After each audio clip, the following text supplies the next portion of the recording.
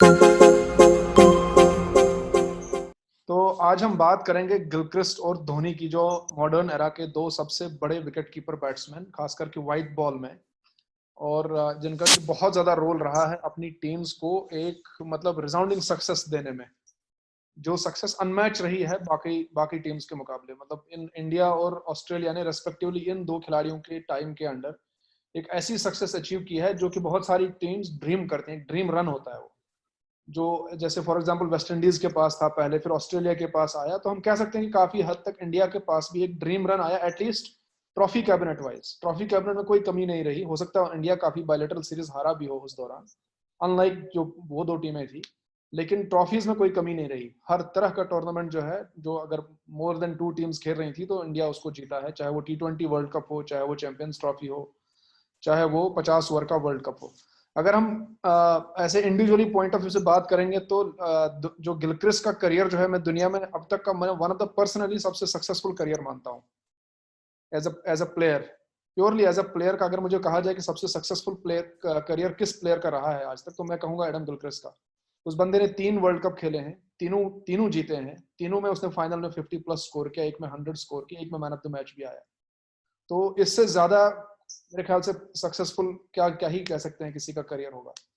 और उस बंदे ने उस बंदे का रिकॉर्ड एक है कि जब आप टीम में जाते हैं तो शुरुआत के कुछ 13-14 टेस्ट मैच लगातार जीते हैं। वो एक रिकॉर्ड है, अगर आपको शायद नहीं पता हो तो। Maximum number of test matches won right from the scratch, मतलब आपके पहले ही शुरुआत से ही, डेब्यू से ही। तो एडम गिलक्रिस्ट के जो शुरुआत के 13-14 टेस्ट मैच हैं, वो 14 के 14 ऑस्ट्रेलिया ने जीते हैं। और प्लस हम सब जानते हैं कि जो उसका इम्पैक्ट होता था, जो मतलब किल करता था वो, फेयरलेस बैटिंग थी उसकी। अगर फेयरलेस बैटिंग की कोई एग्जांपल है मेरे ख्याल से, उससे ज्यादा मैं ये भी कह सकता हूँ कि जैसे 99 का वर्ल्ड कप का फाइनल था, जब पाकिस्तान 132 पे आउट हो गई थी, तो कहीं डीप इनसाइड मुझे लग रहा था कुछ फाइट करेगा पाकिस्तान, कंसिडरिंग देयर बॉलिंग। कुछ तो फाइट करेगा, 3-4 विकेट ले लेगा, कम से कम 4-5 विकेट गिरा देगा। लेकिन जो गिलक्रिस्ट ने जिस हिसाब से खेला उसमें, शोएब अख्तर को और वसीम अकरम को, उसने कुछ मतलब वैसे ही मैच कुछ नहीं था तो उसने वैसे ही खत्म कर दिया। होप ऑफ एनी कॉन्टेस्ट जो वैसे ही खत्म कर दिया उसको। फिर उसने आपने 2003 वर्ल्ड कप को भी फाइनल फिर उसने पहले ही खत्म कर दिया, और साथ में तो उसने कुछ छोड़ा ही नहीं। साथ में तो बिल्कुल ही किल कर दिया उसने। तो फिर अगर धोनी की बात करते हैं तो धोनी पर मेरा है कि धोनी ने लेगेसी बहुत ज्यादा छोड़ी है। मतलब पीछे अगर हम देखेंगे, एडम गिलक्रिस्ट के बाद टीम खत्म हो गई ऑस्ट्रेलिया की, लेकिन धोनी के बाद टीम खत्म नहीं हुई। धोनी के बाद टीम मतलब मेरे ख्याल से और थोड़ा एक लेवल एडवांस चली गई। उसका रीजन ये है कि धोनी ने प्रोबेबली बहुत ज्यादा इंस्पायर किया लोगों को अपनी कंट्री में, कंसिडरिंग उसकी जो जर्नी थी खुद की, कहाँ से कहाँ पहुंच गया और किस तरह से उसने डोमिनेट करना सिखाया लोगों को, अपनी टीम को फुली यूटिलाइज करना सीखा उसने, सिखाया। आने वाले कैप्टन के लिए उसने एक टेम्पलेट छोड़ा कि कैसे अपने रिसोर्सेज को इस्तेमाल कर सकते हो आप, कैसे कैसे चेजेस को आप ब्रेक कर सकते हो। खासकर जो पुराने जमाने में इंडिया अगर 30 बॉल पर 40 रन करने होते थे तो 9 आउट ऑफ 10 टाइम्स हार जाती थी। और धोनी के आने के बाद ये चीजें हो गई कि 9 आउट ऑफ 10 टाइम्स इंडिया वो मैच जीतती थी। तो इसी तरह धोनी का हम कह सकते हैं कि लेगेसी इफेक्ट बहुत बहुत ज्यादा मैं धोनी का कहूंगा कि धोनी ने कल्चर बहुत ज्यादा चेंज किया। आप उसका ये भी देख सकते हैं, करंट करंट में विकेट कीपर इंडिया के पास कितने विकेट कीपर बैट्समैन हैं जो कि टॉप क्वालिटी के हैं, मतलब A1 क्वालिटी के जो बैट्समैन है, विकेट कीपिंग बैट्समैन, मेरे ख्याल से इंडिया इंडिया से ज्यादा किसी के पास नहीं है। Over to you. हाँ सर। तो इसी को लेकर ना मेरे को एक कॉन्फ्लिक्ट हमेशा रहा कि किसकी लेगेसी ज्यादा बड़ी रही है, गिलक्रिस्ट की या धोनी की। गिलक्रिस्ट से पहले का एक अलग एरा था और उसके बाद दूसरा एरा। वही हम धोनी को लेकर भी बोल सकते हैं कि गिलक्रिस्ट के बाद एक नया एरा धोनी ने बनाया। लेकिन गिलक्रिस्ट से पहले तक कीपर बैट्समैन बोला जाता था। गिलक्रिस्ट के बाद वो चेंज हुआ, कीपर बैट्समैन इक्वल होना चाहिए। धोनी ने कर दिया कि पहले कीपर को एक बैट्समैन होना चाहिए। लेकिन धोनी के लिए भी कहीं ना कहीं इंस्पिरेशन गिलक्रिस्ट थे। गिलक्रिस्ट और धोनी की लेगेसी में मेरे हिसाब से जो सबसे बड़ा फर्क है वो ये कि गिलक्रिस्ट एक कैप्टन नहीं बन पाया। खैर उनके पास ऑप्शंस थे, वो एक रीजन था। लेकिन धोनी ने जो success as a captain achieve की, वो उससे पहले एक एंडी फ्लावर को बोल सकते हैं कि एक कीपर जो एक अच्छा कैप्टन रहा हो। लेकिन धोनी जितना एक कीपर और कैप्टन उतना स्ट्रॉन्ग नहीं दिखा। तो मुझे धोनी की लेगेसी वहां दिखती है। और जैसे आपने बोला कि अगर हम कंट्री वाइज बात करें तो धोनी का इम्पैक्ट इंडिया में बहुत ज्यादा बड़ा हो जाता है, क्योंकि वो जैसे रांची से आया, उस जगह से उसको लेकर, और गिलक्रिस्ट ऑस्ट्रेलिया के एक नॉर्मल न्यू साउथ वेल्स से आया तो वो नॉर्मल रहता है। मुझे हमेशा से ये लगता है कि यार धोनी के आने के पीछे भी एक गिलक्रिस्ट का रोल रहा है। अगर गिलक्रिस्ट नहीं होता तो शायद धोनी नहीं आता। गिलक्रिस्ट के आने के बाद से ये हुआ कि एक कीपर भी अटैकिंग बैट्समैन हो सकता है। जब बाकी ऑपोजिशन टीम्स को एक कीपर को भी बहुत सीरियसली लेना है कि नहीं यार ये इनका मैच विनर है। मुझे नहीं लगता गिलक्रिस्ट से पहले कोई कीपर एक मैच विनर की तरह खेलता रहा हो। चाहे वो हम मोइन खान ले लें, चाहे किरण मोरे ले लें, चाहे वेस्ट इंडीज का जेफ डुजॉन ले लें, नहीं, रॉडनी मार्श ले लें, इयन हीली ले लें। उसका लेवल अलग था, वो इतना हाई नहीं था। मोइन खान मारता था, बहुत एग्जैक्टली स्लॉगिंग अच्छी करता था, लेकिन इस ये गिलक्रिस्ट लेवल नहीं था। गिलक्रिस्ट लेवल तो कतई नहीं था वो।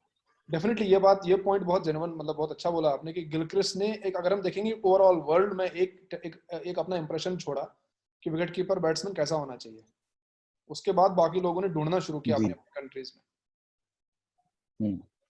तो यही मेरे को लगता है कि मतलब मैं हमें ऑब्वियसली धोनी की लेगेसी मैं भी जानता हूँ ज्यादा है, लेकिन मैं जब ये जवाब ढूंढने की कोशिश करता हूँ कि गिलक्रिस्ट की कम क्यों है, तो मुझे वही दिखता है कि धोनी ने जो जैसे अचीव किया, जो टीम को जो इंस्पायर जो किया, वो धोनी का इफेक्ट ज्यादा आता है गिलक्रिस्ट से। गिलक्रिस्ट के टाइम में उसकी पूरी टीम स्टार्स के साथ थी। गिलक्रिस्ट के ऊपर उतनी बड़ी जिम्मेदारी नहीं होती थी जितनी की धोनी के ऊपर होती थी। भाई उसे टीम को लेकर भी चलना है, कैप्टन भी करना है, सारे रिसोर्सेज को मैनेज करना है। और गिलक्रिस्ट मुझे लगता है कि धोनी के मुकाबले थोड़ा ज्यादा टैलेंटेड था naturally. Dhoni was not a naturally talented keeper and batsman.